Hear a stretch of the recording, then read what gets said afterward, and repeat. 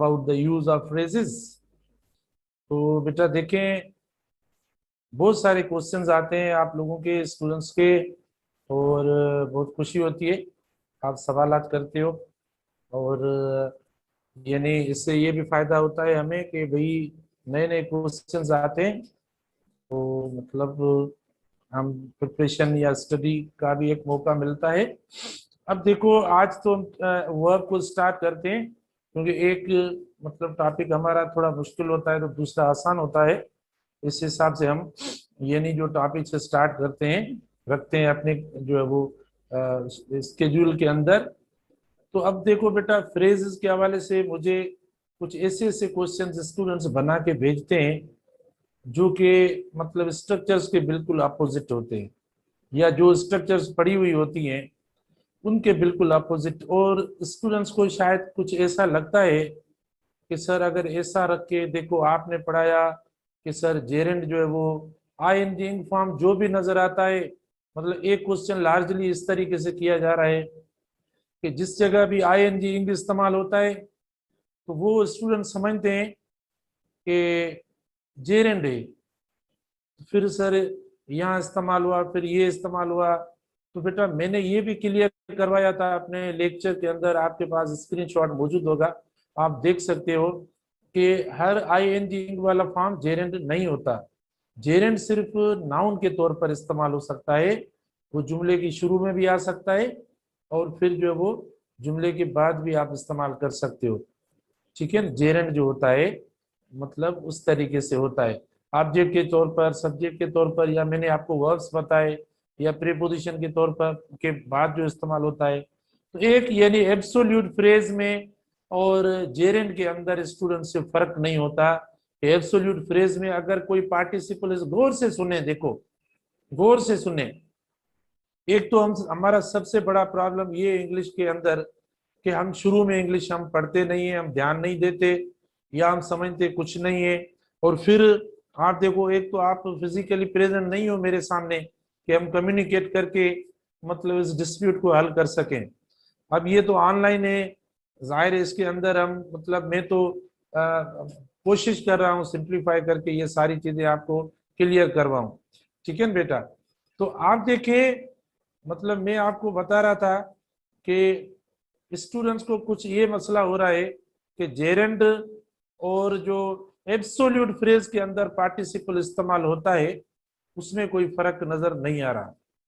तो देखो अब ये गलत है, क्योंकि एब्सोल्यूट फ्रेज के अंदर जो इस्तेमाल होता है वो पार्टिसिपल होता है, वो नाउन के तौर पर इस्तेमाल नहीं हो रहा, वो नाउन का सेंस ही नहीं देता।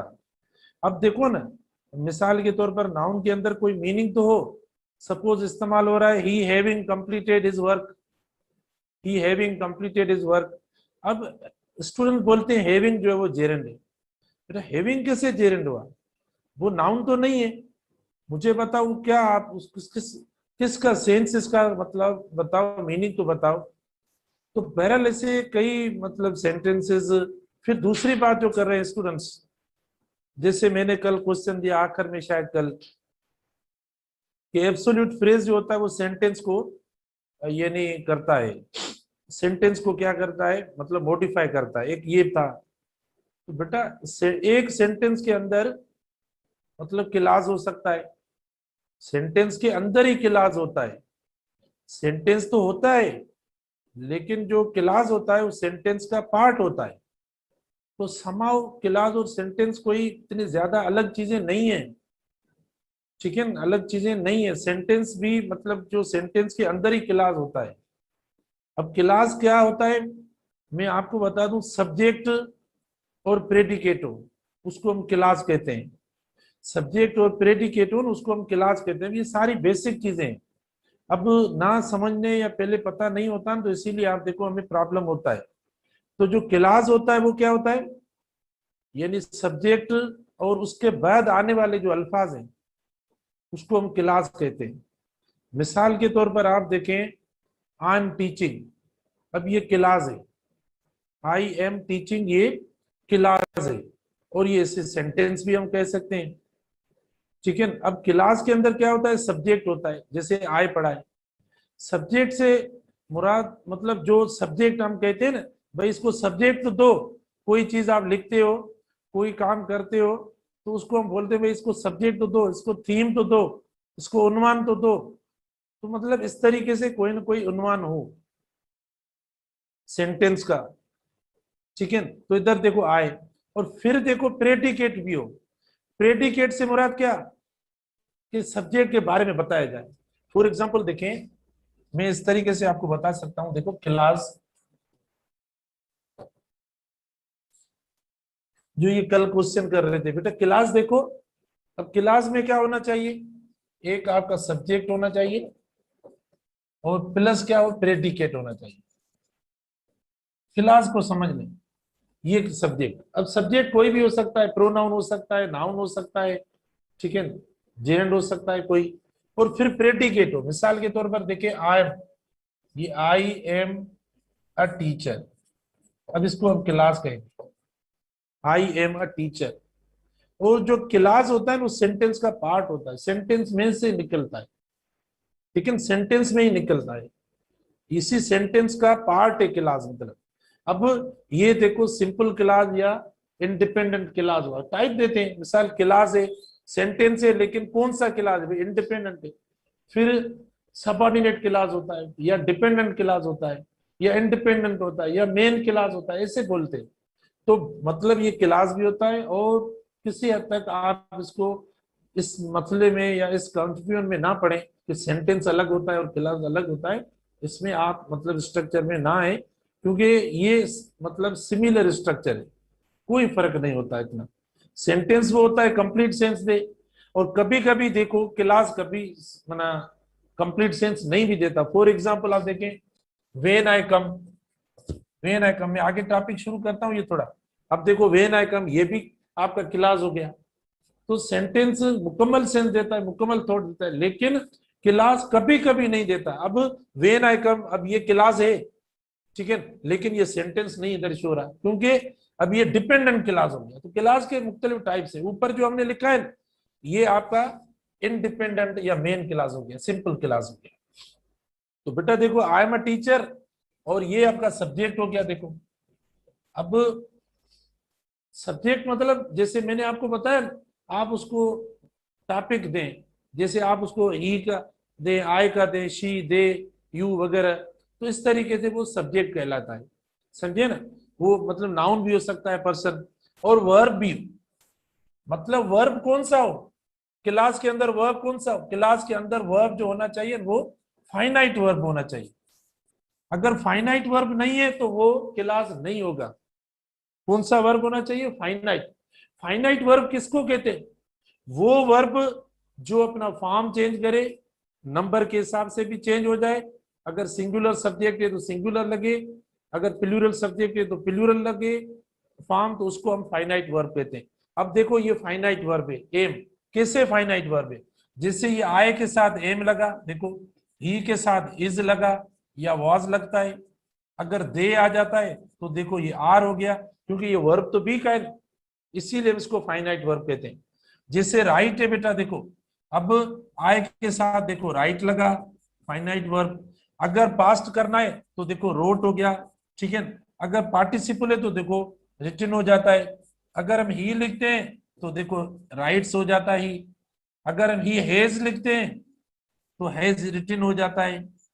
तो आप देखो क्लास का सबसे बड़ा शर्त कौन सा है, कि इसके अंदर फाइनाइट वर्ब का होना जरूरी हो, सब्जेक्ट और फाइनाइट वर्ब का, ठीक है। तो फाइनाइट वर्ब वो होता है जो मतलब सब्जेक्ट के हिसाब से भी चेंज हो और टेंस के हिसाब से भी चेंज हो, तो उसको हम फाइनाइट वर्ब कहते हैं। सब्जेक्ट देखो ऐसा है तो एम आ गया, ही है तो इज आ गया, दे तो देखो आर इस्तेमाल हो गया, और आए है तो देखो राइट हुआ ही राइट्स, और देखो इसके साथ रिटन, ये इस तरीके से फाइनाइट वर्ब हो रहा है।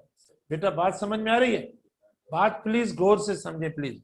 तो क्लास हम इसको कहते हैं, देखिए सब्जेक्ट प्रेडिकेट, और फिर प्रेडिकेट क्या होता है, देखो मतलब आ सकता है, आपसे पूछा जा सकता है कि प्रेडिकेट क्या, एक मिनट का प्रेडिकेट वो सब्जेक्ट के बारे में बताए कि सब्जेक्ट क्या है, बस जरूरी नहीं है क्या कर रहा है, क्या है।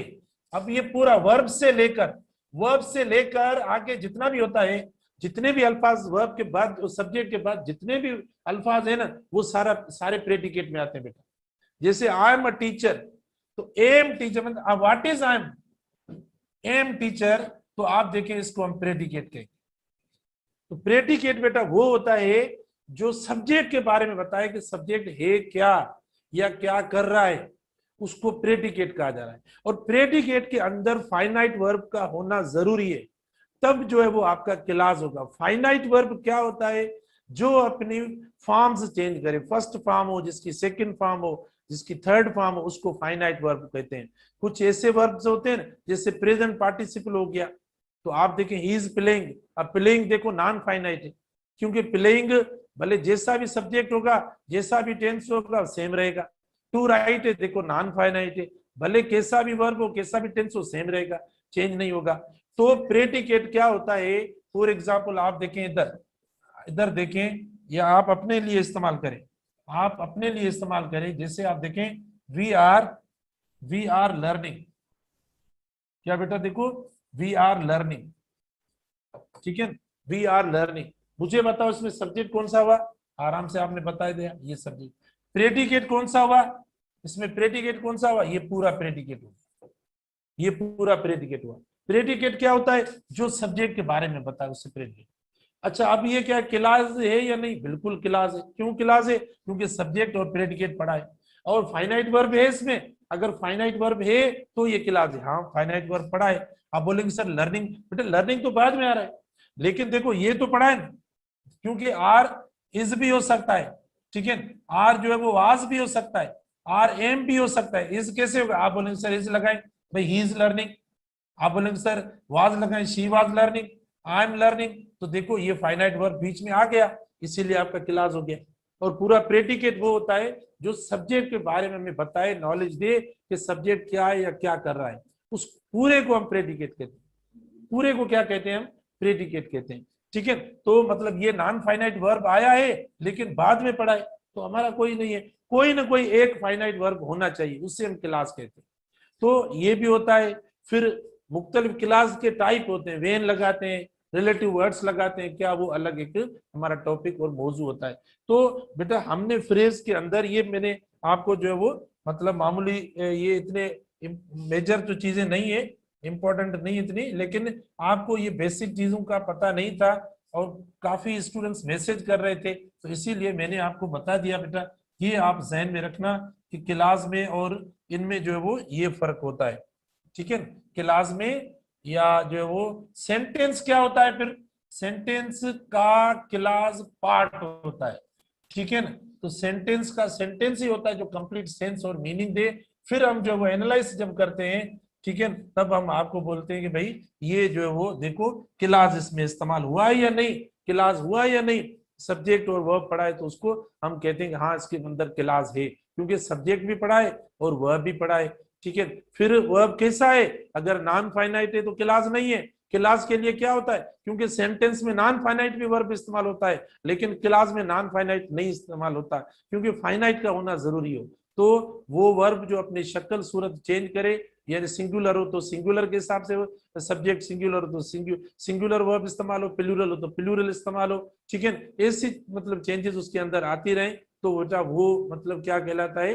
फाइनाइट वर्ब होता है। और सब्जेक्ट हो, और फिर यानी प्रेडिकेट मतलब बने जो आप सब्जेक्ट के बाद, सब्जेक्ट को छोड़कर बाकी जो जुमले के अंदर अल्फाज हो ना, वो सब प्रेडिकेट कहलाते हैं, क्योंकि वो मतलब सब्जेक्ट को बताते हैं, सब्जेक्ट के बारे में बताते हैं। सब्जेक्ट क्या होता है? जो जुमले का हेड होता है, जो जुमले का एक मौजू होता है, जिससे हम कहते हैं भाई इसका सब्जेक्ट क्या है। आपने स्टोरी बताई, सर इसका सब्जेक्ट बताएं, मौजू बताएं, तो वो सब्जेक्ट हुआ। तो जो प्रेडिकेट होती है, एक स्टोरी होती है, उसका सब्जेक्ट क्या होता है कि ये मेरे बारे में बताई गई है, आय के बारे में, ही के बारे में, शी के, दे के, यू के बारे में, वो सब्जेक्ट कहलाता है, ठीक है। तो आज हम डिस्कस करेंगे वर्ब टू बी बेटा, क्योंकि हमने अंदर जो है वो टॉपिक में मतलब जो फ्रेजेस को अब हम मतलब पढ़ लिया है। एक दो फ्रेजेस जो माइनर है, इतने इंपॉर्टेंट नहीं है, मैं आपको मतलब दूंगा बिल्कुल एमसीक्यूज वगैरह इसके दूंगा प्रैक्टिस के लिए, ठीक है ना। तो आप परेशान ना हो प्लीज, मैंने काफी मेहनत की है, मैं भी आपके साथ बहुत स्ट्रगल कर रहा हूँ, मुझे पता है कई स्टूडेंट्स है इसके अंदर जो मतलब थोड़ा प्रॉब्लम का शिकार है, कि भाई मसला हो रहा है उन्हें, लेकिन मैं काफी कोशिश कर रहा हूँ कि भाई क्लियर करूं। एक चीज को आप देखो, मैं काफी हद तक मुख्तलिफ तरीकों से, ये नहीं है कि एक दिन में हम इसको पढ़ सकते हैं, 20 मिनट में पढ़ सकते हैं, 10 मिनट में पढ़ सकते हैं, लेकिन स्टूडेंट्स के जो है वो मतलब लेवल के हिसाब से एक दिन, दूसरे दिन, तीसरे दिन, कम से कम 2-3 मरतबा में इन चीजों को पढ़ाता हूं, ताकि भाई एक बार समझ में ना आए एक तरीके से, नहीं तो दूसरे तरीके से, तीसरे तरीके से। लेकिन आप भी बेटा कोशिश करें। लेकिन कुछ स्टूडेंट्स हैं जिन्होंने बेसिक पढ़ी हुई नहीं है, मतलब छोटी क्लासेस के अंदर फर्स्ट ईयर इंटर में कुछ पढ़ा नहीं है ऐसा, तो जाहिर है उसे थोड़ा प्रॉब्लम होता है। और फिर मैं देखो कोशिश कर रहा हूँ, नाराज नहीं होता, लेकिन आप भी बेटा कोशिश करें कुछ। अच्छा, अब हम पढ़ते हैं जो हमारा सेकंड टॉपिक, हमारा entry test, sorry general test के अंदर। जनरल टेस्ट के अंदर जो दिए हैं आपको, एक तो फ्रेजेस आएंगे बेटा जो हमने पढ़ी है, और जो मैंने आपको वर्ड मीनिंग भेजी है वो दो लेटर्स की है, जी की भी और एच की, दोनों की है, दोनों देंगे क्योंकि अल्फाज जो है वो इतने ज्यादा नहीं है। अब हम पढ़ते हैं क्या, यानी वर्ब टू बी का हम जिक्र करते हैं। कौन से वर्ब का? वर्ब, जो वर्ब्स टू बी के हैं उनका हम जिक्र करेंगे।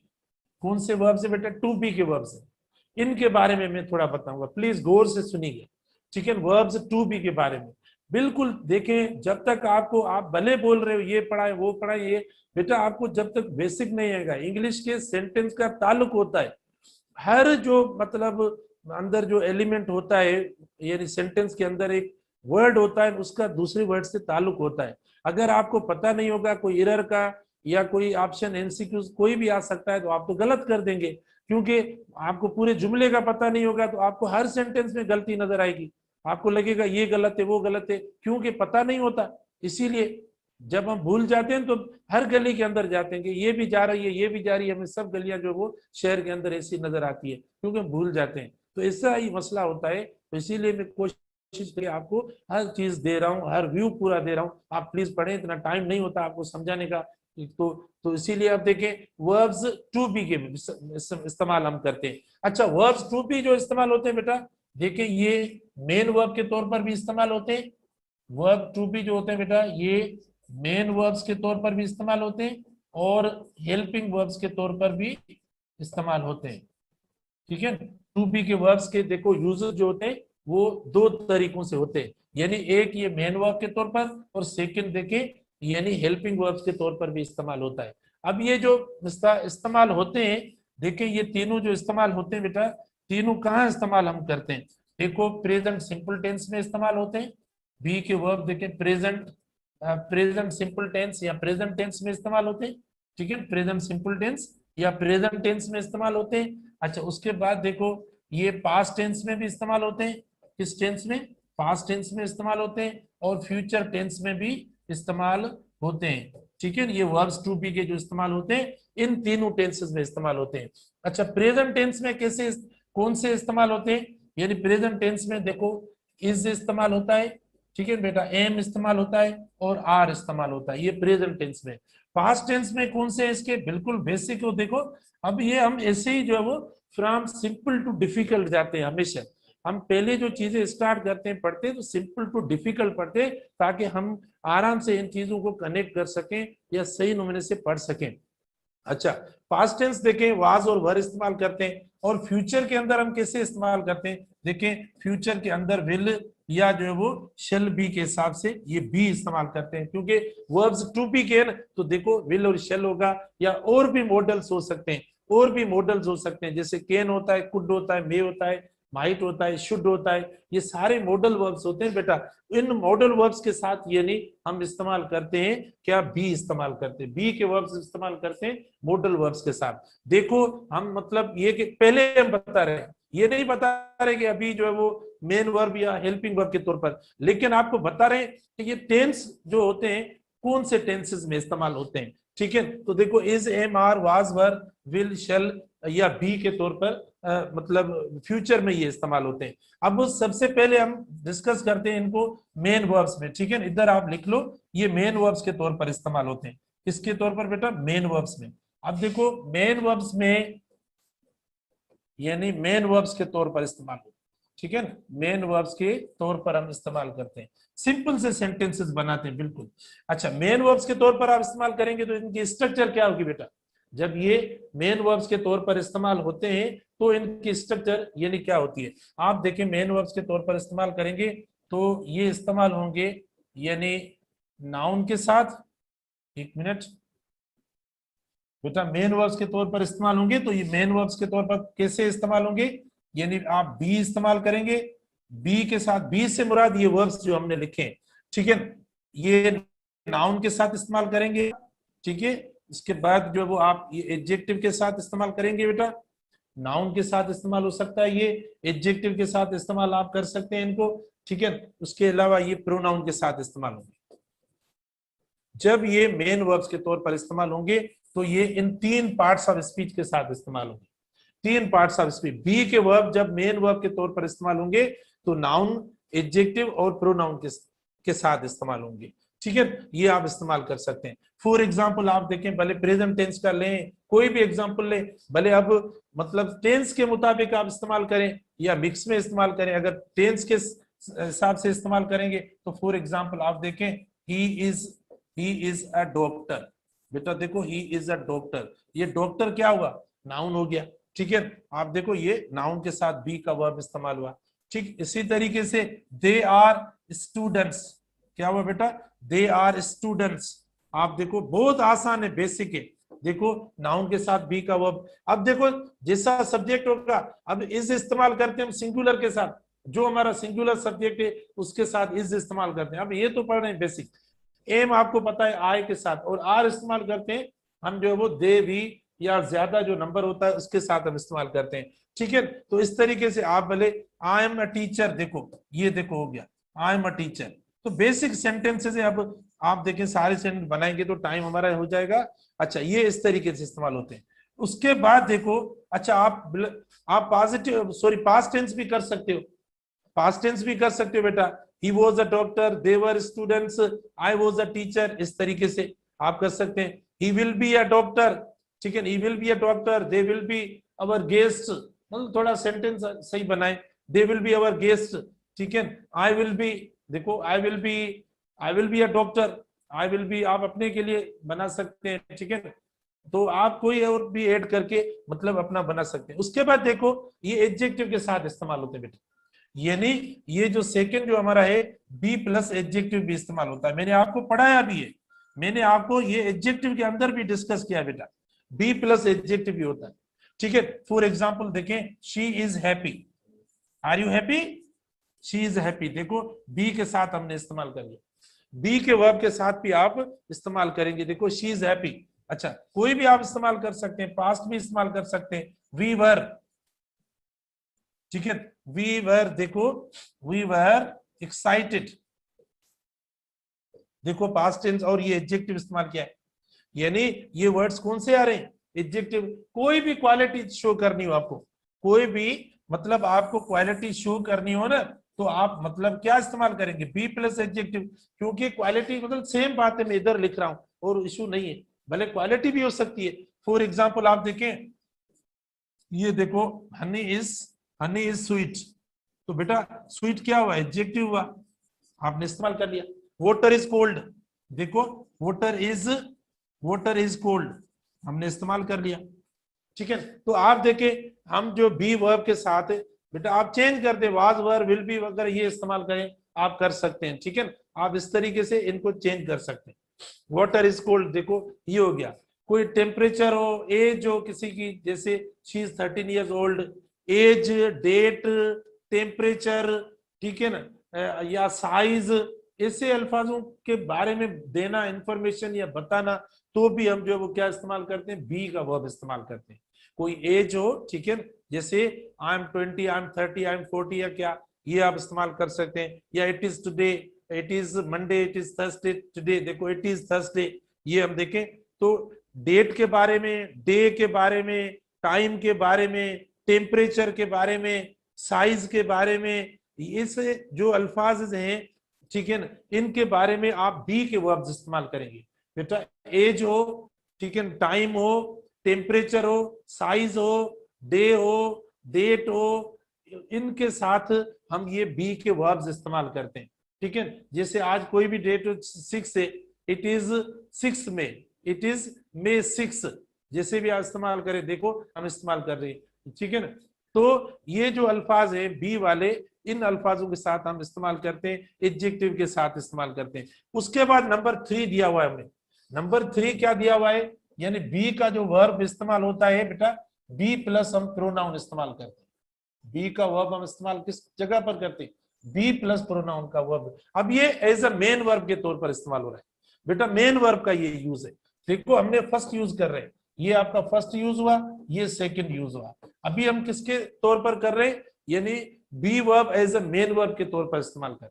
समझ में आ रहा है, be as a main verb, helping verb के तौर पर नहीं कर रहे।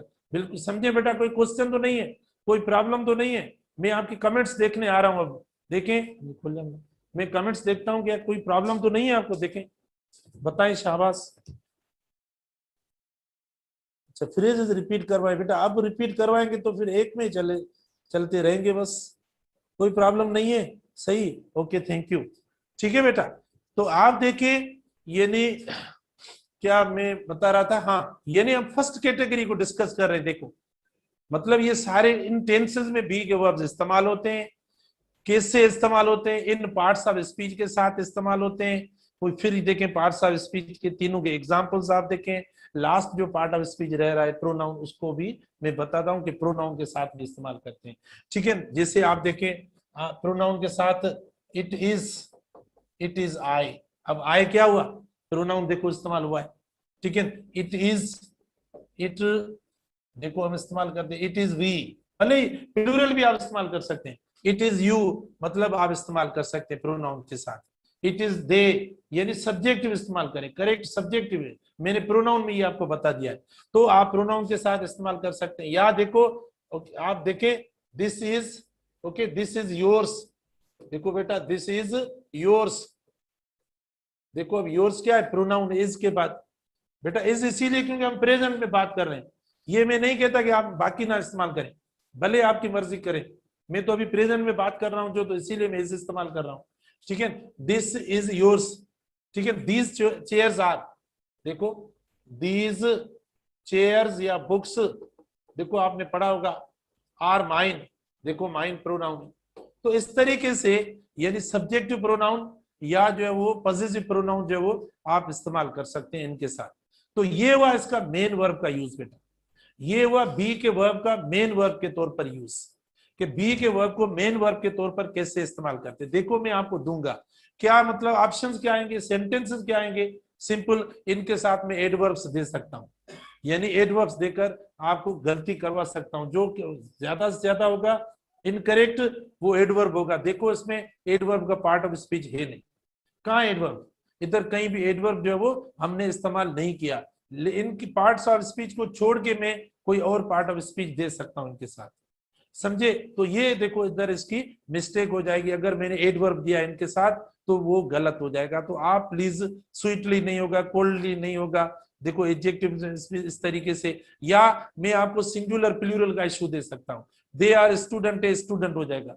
इरेगुलर नाउन का दे सकता हूँ, जैसे मैं दे सकता हूँ दे आर चाइल्ड या चाइल्ड्स लिख सकता हूँ, ठीक है। या दीज आर देखो माइसेस बोल सकता हूँ, या माउसेस देखो बोल सकता हूँ।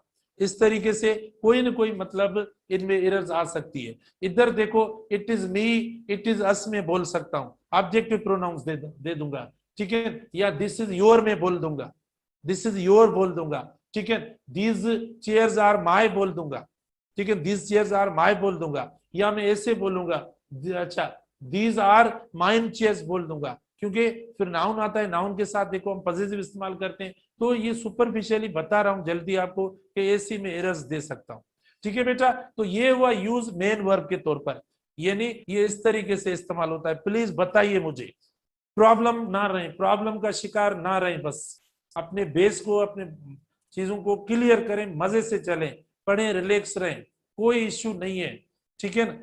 देखो इस तरीके से ये आपका क्लियर हो गया मेन वर्ब के तौर पर। मुझे तो नहीं लगता, जाहिर है मुझे फील नहीं होता प्रॉब्लम। अब कोई एक ऐसा स्टूडेंट है जो बिल्कुल कुछ पढ़ा नहीं है, अब जाहिर है वो तो क्वेश्चन करेगा, वो तो मुझे बोलेगा कि सर आपको पता नहीं क्या है, आप तो मतलब पढ़ा नहीं सकते, जाहिर है उसका तो हक ही है, क्योंकि बुनियादी तौर पर प्रॉब्लम तो है ना, तो जाहिर है वो तो मुझे बोलेगा कि सर हमें पता नहीं पड़ता आप क्या बोल रहे हो।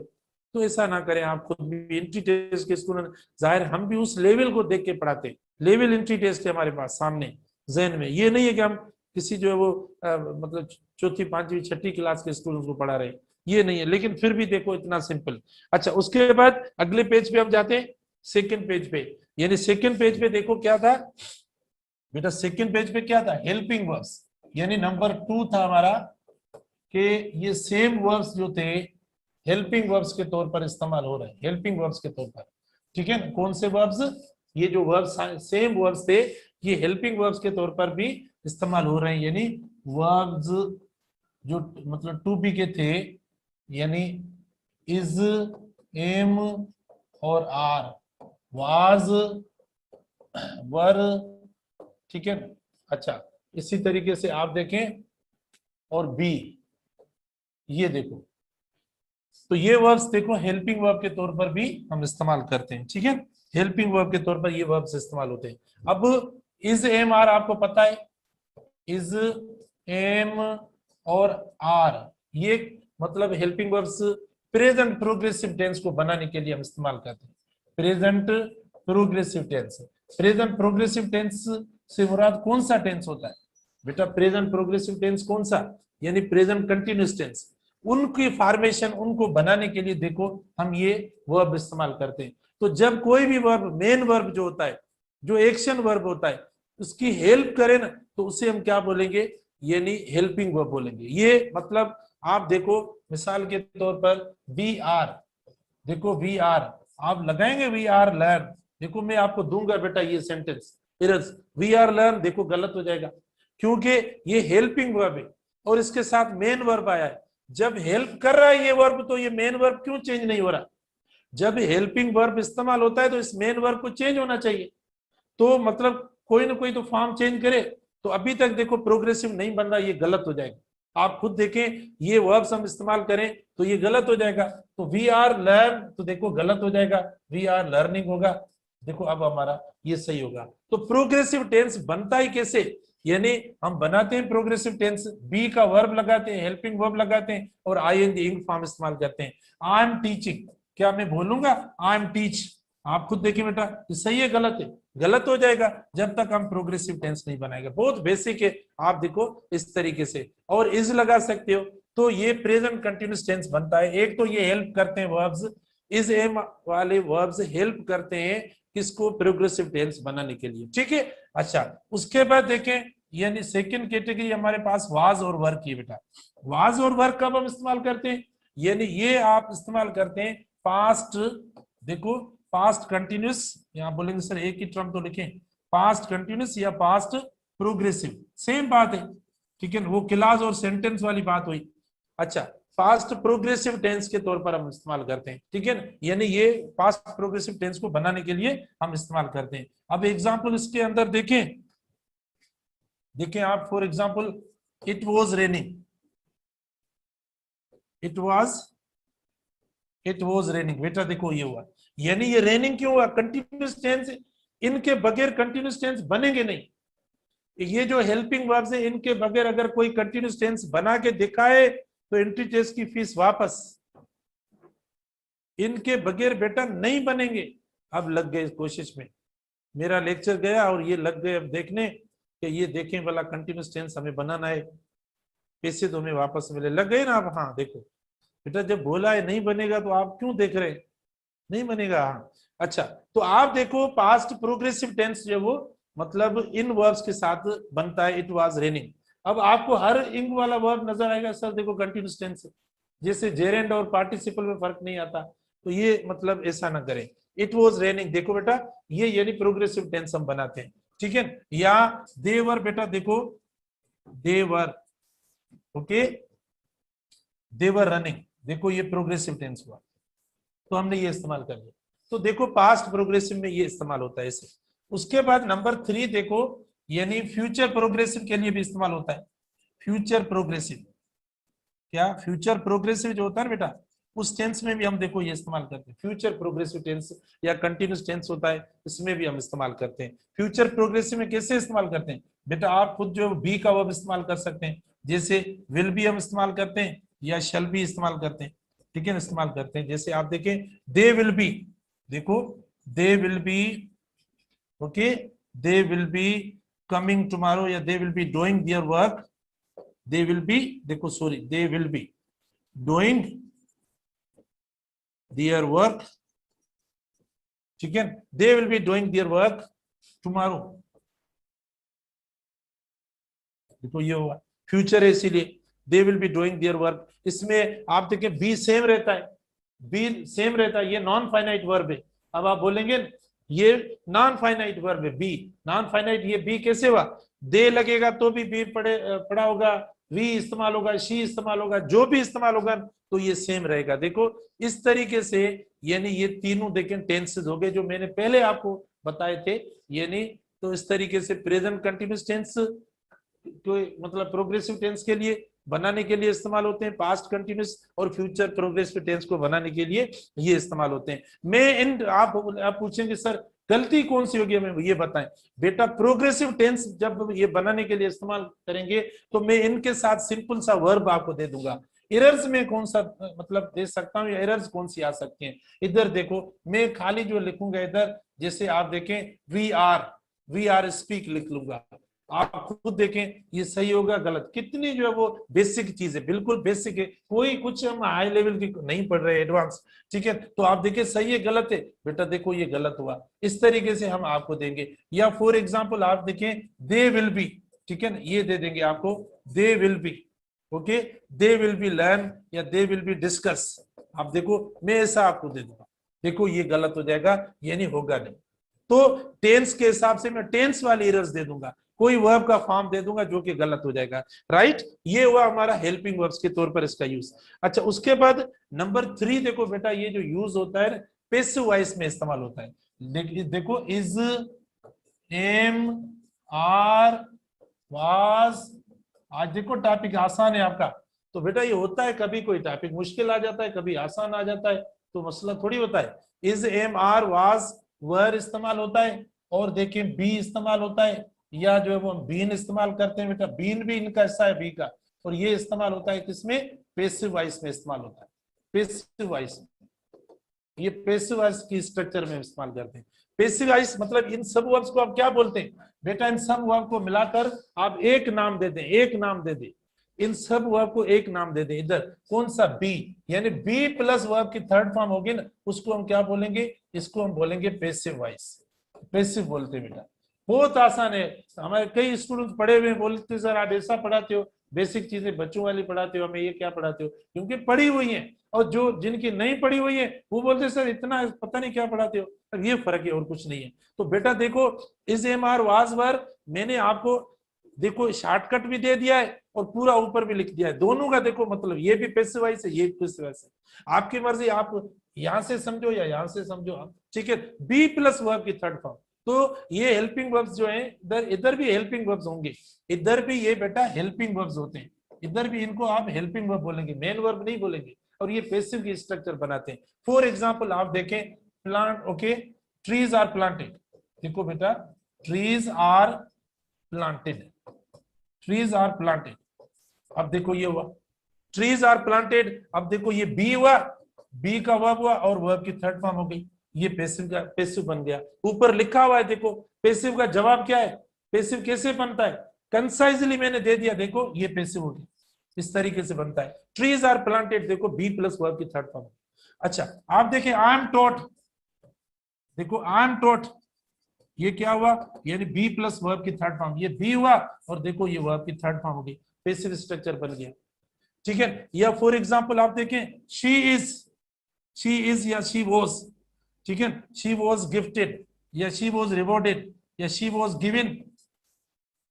गिवन अ बुक, देखो ये होगा पैसिव। अब कुछ स्टूडेंट बोल रहे सर बाय नहीं आया, बेटा बाय से कोई नहीं है, जरूरत नहीं है, पैसिव लग रहा है सर बाय आना चाहिए, हम तो पढ़ा है, हमने तो पढ़ा है, बेटा नहीं, सबसे इंपॉर्टेंट जो पैसिव बनता है, बाय तो एक्टिव वॉइस में भी लग सकता है, बाय तो किसी दूसरे टेंस में भी इस्तेमाल हो सकता है, तो पेसिव देखो इसको कहते हैं, जो लिखा है मैंने ये पेसिव याद रखना, आगे चल के अगर टाइम मिलेगा तो पेसिव पढ़ाऊंगा, लेकिन पेसिव ये हो गया साथ ही बस, ये पेसिव है और कुछ भी नहीं है। अब देखो ये पेसिव बन गया, she was given a book.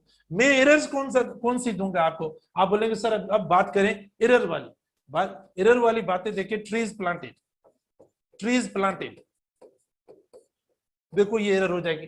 भाई बी के वर्ब के बगैर पेसिव कैसे बनेगा? ठीक है, बी के वर्ब के बगैर पेसिव कैसे बनेगा? या मैं ये दे दूंगा आपको, ठीक है, I being taught, I being taught. भाई आई बीइंग टॉट कैसे होगा? इधर देखो कोई हेल्पिंग वर्ब वगैरह है नहीं, तो उसके बगैर पेसिव होगा नहीं, देखो ये गलत। या फॉर एग्जांपल, अच्छा बीन वाला पूछेंगे सर, बीन वाला बता दो। जैसे देखें वी हैव बीन, बेटा अगर परफेक्ट टेंस होता है तो पेसिव परफेक्ट टेंस का देखो इससे बनता है, we have been, okay, we have been asked, we have been told, देखो ये पैसिव बन गया, क्योंकि परफेक्ट ऐसे बनता है। आप बोलेंगे सर इनका कोई बताएं, ठीक है, यानी बी का खाली बताएं। अच्छा बी का आप देखें, आई ही और ही इस्तेमाल कर दें, he will be, he will be invited, देखो ये बी प्लस वर्ब की थर्ड फॉर्म, ये इसका बन गया।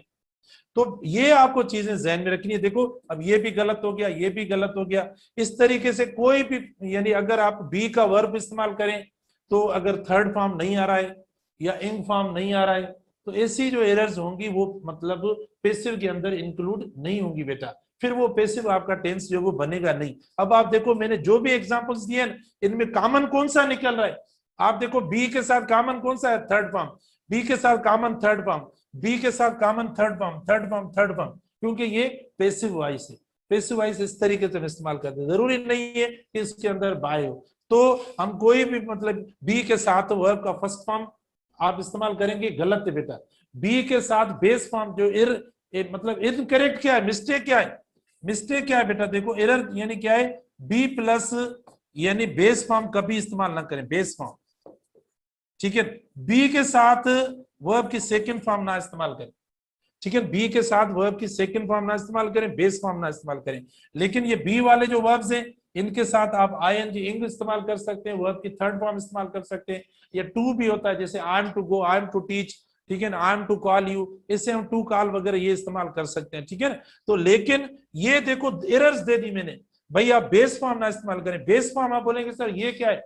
बेटा वो जिसके साथ कुछ भी ना इस्तेमाल हो, ये मैंने पहले भी आपको दे दिया है। बेस फॉर्म क्या होता है? देखो अब ये बेस फॉर्म हो गया, जैसे I M, okay, I am teach, जिसके साथ कुछ भी नहीं लगा हुआ, ऐसा वर्ब का फॉर्म जिसके साथ कुछ भी ना हो ना, उससे बेस फॉर्म कहते हैं। यानी टू भी ना लगे, आई एन इंक भी ना इस्तेमाल हो, या एस और ईएस भी इस्तेमाल ना हो, कुछ भी ना हो, जैसा फॉर्म आप डिक्शनरी में देख के नजर आए ना, तो उससे आप क्या बोलेंगे? बेस फॉर्म बोलेंगे। तो आप देखिए बेटा ये बेस फॉर्म हो गया, ठीक है। अब आप देखिए ये गलत हो जाएगा।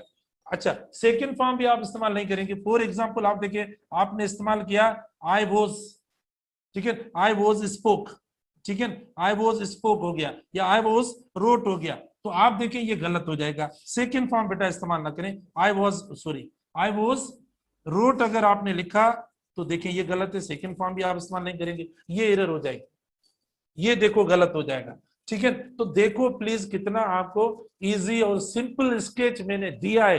अब अगर यहाँ भी कोई प्रॉब्लम होता है, जाहिर है कुछ टॉपिक्स ऐसे होते हैं, कुछ टॉपिक्स अलग होते हैं, ठीक है, मतलब हर चीज सेम तो नहीं होती ना, जाहिर है टॉपिक कभी चेंज होते हैं, तो आपको भी उस हिसाब से सोच के पढ़ना पड़ता है। जाहिर है कभी मुश्किल टॉपिक भी आ सकता है, तो उस जगह पर आपको मतलब उस हिसाब से पढ़ना होगा। अब देखो ये हमने इस तरीके से इसकी जो थर्ड कैटेगरी आपको बताई कि ये इस तरीके से यानी पैसिव वॉइस में भी इस्तेमाल होते हैं। तो ये इनके तीन यूजेस हुए हैं बेटा, यानी ये जो हेल्पिंग वर्ब्स मैंने आपको बताए इनके तीन यूजेस हैं। तो होपफुली आपको ये सारी चीजें समझ में आ गई होंगी। अब भी अगर कोई मोटा बड़ा कोई क्वेश्चन हो, कोई ऐसा हो डिफिकल्ट हो, तो कोई मतलब हम देख रहे हैं स्क्रीन पे कोई भी एक क्वेश्चन ऐसा हो तो पूछें भला, इस वाला कोई सवाल पूछेंगे वो। हाँ ठीक है, विल बी गोइंग टू, सही है वो। हाँ ही विल बी गॉन, नहीं बेटा ये पैसिव देखो ना, अब हमने पैसिव प्योरली नहीं पढ़ा है। देखो ये अलग पैसिव वॉइस का क्वेश्चन जो आप कर रहे हैं, ये अलग हम मतलब डिस्कस करेंगे इसको जब पैसिव पढ़ेंगे। जो पैसिव होते हैं वो ट्रांजिटिव वर्ब्स के होते हैं, इंट्रांजिटिव के नहीं होते। ये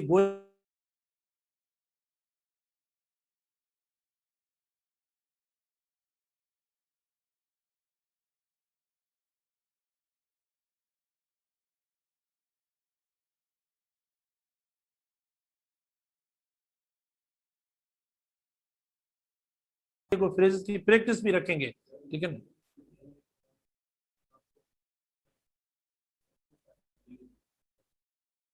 कौन सा है पता नहीं बेटा। वेरी आप इस्तेमाल करें जो ऐसा एडजेक्टिव जो एक तो पॉजिटिव मीनिंग दे, और दूसरा ये कि पॉजिटिव डिग्री हो, ठीक है, और तीसरा ये कि वेरी आई एन जी इंग वाला फॉर्म हो, उसके साथ आप इस्तेमाल करें, ठीक है, इनके साथ इस्तेमाल करें, वेरी कंपैरेटिव वगैरह के साथ इस्तेमाल ना करें, ठीक है। अब टाइम नहीं है, मेरा टाइम ओवर हो गया। इंशाल्लाह मजीद कल डिस्कस करेंगे, अगर कोई अच्छे क्वेश्चन हो तो जरूर पूछना। Thank you.